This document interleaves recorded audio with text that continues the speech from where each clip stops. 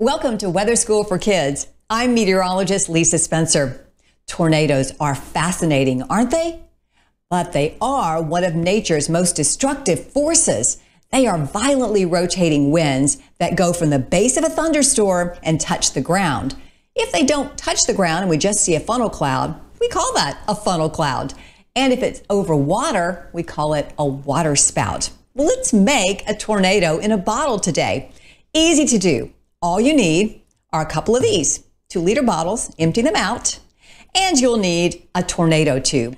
And you can find these very easily online. And if you don't have one, you can always use some duct tape or just use one bottle. That will work too. So let's get our tube out of the package.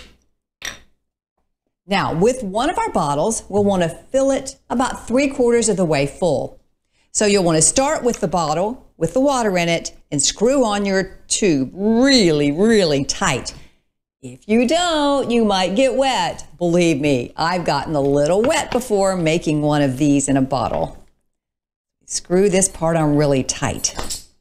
All right, the fun's about to begin. We turn our bottle upside down, give it a really good whirl and swirl, and then hold it still. And there goes our tornado forming right there.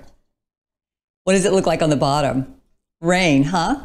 Well, in real life, if this tornado was in the air, it would be acting like a vacuum cleaner. That's right, sucking things up inside of it. But unlike your vacuum cleaner at home, it doesn't have a bag. So all the things that get sucked up inside the tornado, they get blown out. We call that flying debris. And that's how a lot of people get hurt. So what do you do during a tornado if it's not one in a bottle? Well, you will hear that there's a tornado warning that has been issued. When you hear that warning, make sure you go to your safe place. Do you know where your safe place is? It's going to be the lowest level of your home, a basement if you have it, and in an interior location like a closet. You want to be away from windows. And you can take in your bike helmet or any sports helmet that you have to help protect your head, or just some pillows and blankets. And it's really smart to decide where's the best place to be ahead of time. All right, so here's our tornado in a bottle.